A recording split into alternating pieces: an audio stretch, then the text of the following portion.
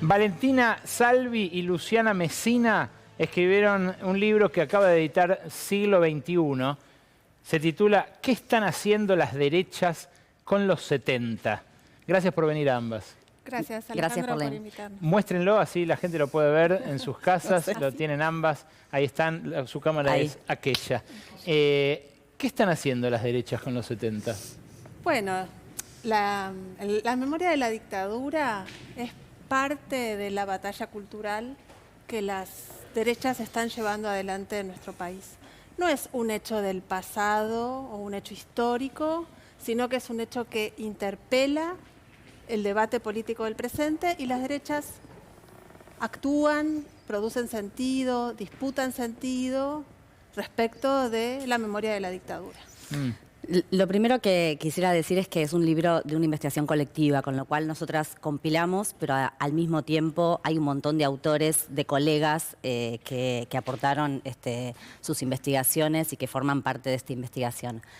Lo que nosotros identificamos en la investigación es que hay algo así como dos movimientos que tienen que ver con lo que hacen las derechas con la memoria. Un primer movimiento vinculado a la disputa por el nunca más, a un intento por entrar a disputar y a ensanchar esa categoría de víctima, y un segundo movimiento que tiene que ver más con la idea de impugnar el nunca más, de dar la espalda a ese consenso fundacional de la sociedad argentina. ¿Pero es por vínculos o afinidades personales, como puede tener de repente Victoria Villarruel, a quien se le conocen nexos, o los diputados que fueron a ver Astiza al penal, o es algo más ideológico o que tiene más que ver por ahí con alineamientos políticos?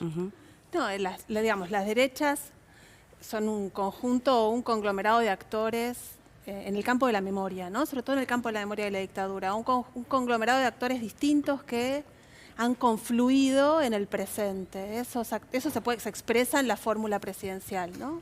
Pero esa confluencia supone tanto grupos de familiares, de militares que levantan la consigna de memoria completa, hijos o nietos de militares condenados o procesados que luchan o se presentan públicamente para mitigar las condenas que sobre ellos pesan, digamos, y también actores nuevos que son la militancia joven, libertaria, que también hizo su presencia, e incluso intelectuales, no solo Laje, sino también otros intelectuales como Juan Bautista Joffre, periodistas, ¿no? Que hacen un conglomerado de actores que lo que vienen a hacer es, primero, disputar el nunca más. Sobre todo lo que hacen es levantan sentidos o presentan sentidos y representaciones que son incluso anteriores a la transición democrática.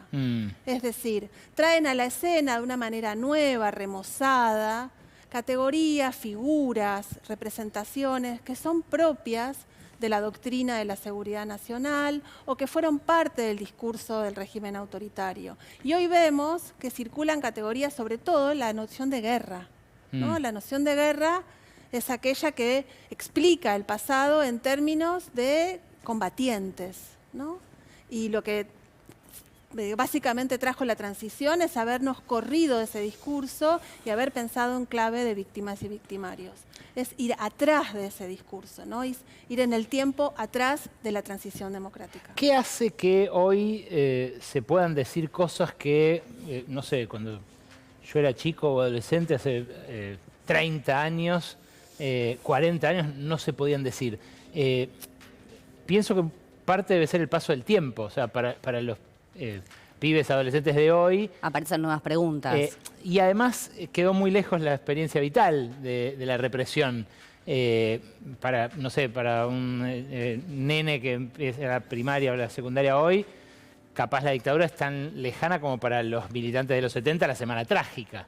No sé, se desdibuja junto con la Revolución de Mayo, por ahí hasta en la pedagogía. ¿Qué más que el paso del tiempo habilita esos discursos, a veces negacionistas, a veces directamente reivindicatorios? Bueno, hay un nuevo escenario también, ¿no? cómo ese discurso o cómo ese tratamiento o ese lazo con el pasado también tenía que ver con el paradigma de los derechos humanos, con la víctima como su actor central, con un lugar para alojar el sufrimiento y el padecimiento del otro. Y algo de eso se fue transformando, no solamente a nivel local, sino a nivel internacional, ¿no? Nosotras también hablamos de una suerte de declive del paradigma de derechos humanos y una ascensión de la categoría o del significante terrorismo para ordenar o como marco interpretativo de la protesta social, por ejemplo, o de distintos conflictos que horadan de alguna manera esa centralidad de la figura de víctima o de trauma que antes que antes tenía más lugar, digamos. Justamente porque la figura de víctima lo que produce es eso que vos decís, ¿no? Produce empatía, produce un reconocimiento del otro, y eso representa un límite respecto de lo que se puede decir, es decir, supone un lazo ético, ¿no? Hoy lo que asistimos es a un corrimiento. Esa es nuestra pregunta. ¿Qué pasó? ¿Qué se corrió? ¿Qué se movió para que justamente, como vos decís, cosas que no se podían decir o que no había espacio social, ¿no? No podían decir, es un poco como sí se podían decir, simplemente no se decían porque no había condiciones sociales para que sean dichas, y también y eso se corrió. Un desacoplamiento entre la promesa de derechos y el incumplimiento material, si se quiere, de lo que dejó debiendo la democracia. Claro. Un poco... O sea, le están cobrando a la democracia, a los jóvenes de ahora, lo que no cumplió de que se iba a comer, curar y educar. Lo cierto es que la pandemia fue un punto de inflexión. Totalmente. La pandemia nosotros lo ubicamos como un punto de inflexión donde los discursos se volvieron más virulentos, se volvieron más agresivos, pero también entraron otros elementos como la posibilidad de burlarse, de la broma, de la risa, respecto de eso que a otras generaciones le representaba un lazo ético